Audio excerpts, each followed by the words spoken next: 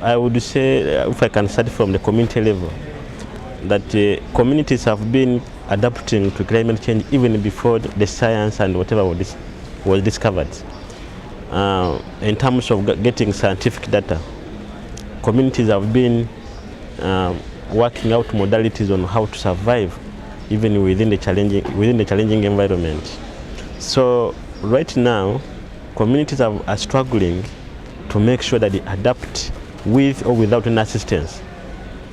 Now that the issue is becoming more known to most of the stakeholders, you will find that civil society organizations have started mobilizing communities to take action, and other development agencies.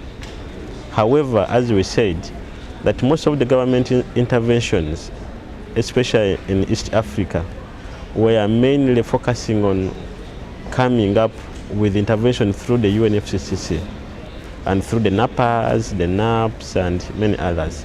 And unfortunately, which is not worth coming because there is no finance, there is no money in that. So most of the adaptation interventions which are there are as a result of serious interventions by civil society organizations. Of course, in some cases, also different departments and ministries have tried to find a way of coming up with interventions. But I would say it's not on a big scale.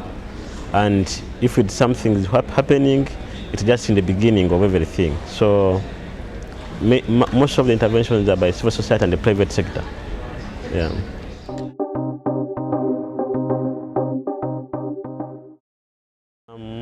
Funding for adaptation is coming from both within and outside. And if you really calculate, I think most of the funding is coming from within, because you find that adaptation sometimes is an issue of survival. So different local institutions do mobilize themselves to respond to the challenges that communities are facing before any external support is received. So you find that majority of the interventions in the adaptation sector or area are as a result of communities, civil societies mobilizing themselves to take action at the local level. However, we should also appreciate the fact that the international community, especially the international development agencies, have also played a very big role in facilitating that process, in supporting some civil society organizations to do something on the ground. So basically, it's both internal and external, but majorly, most of the funding currently is from within any country kind of institutions and different stakeholders.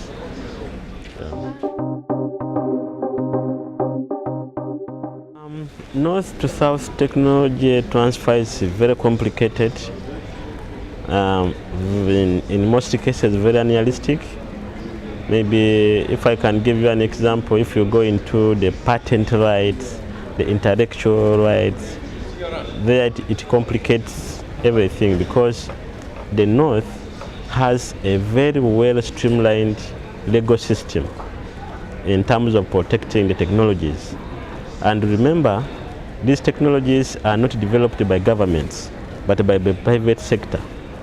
So even if really government wants to give those technologies, the technologies are not owned by governments in the North. They are owned by the private sector, mainly. So the issue of patent rights becomes very complicated, and it has very serious legal consequences. So it's not an issue of just saying, okay, we have this technology, you want it to be transferred to the South, and just an automatic thing. It's quite a very big process, which dwells the whole process of even getting access. Then secondly, is that even when a breakthrough is made in terms of the technology being able to be transferred to the South, the South has very big challenges in terms of skills. To be able to operate the technology requires intensive training. It requires additional resources. So when you look at technical operation, maintenance, as well as these technologies, in terms of the cost, they are not affordable sometimes. So there are quite a number of factors that make it a bit not very realistic. Of course, some of the technologies are very sophisticated, you know, and at a technical level, you may find very few people who are able to operate them. Maybe another thing which makes it technology transfer from south to south more viable is that we are living in more or less the same challenges. I mean, like we share most of the challenges. So technologies that can be used in Asia are very much confronting the same challenges that Africa is facing, or Latin America, because most of them are sometimes appropriate, they are cost effective, someone can be able to afford it, and they do not require a high level of skills to operate. So that's why the possibility of cooperation, South cooperation comes in.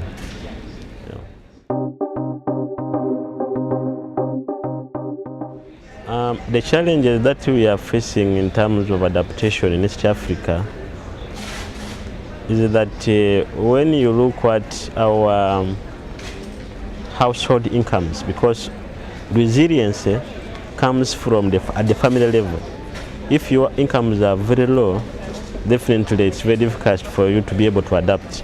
So, and incomes relate so much with what is known as poverty. So poverty does affect so much adaptation, and therefore the adaptation activities necessitate to have some kind of external support outside the family setting, and in most cases that support is not available, and if it's available, it takes a lot of time to reach the family or the community. And at the international level, you can imagine we are just talking about where do we get money for adaptation, the processes, the mechanisms, but at the same time, the communities are already facing the challenge. And remember, there are also some of the communities are living on less than $1 a day. So they are living under absolute poverty. And that makes it very hard for adaptation efforts to be implemented.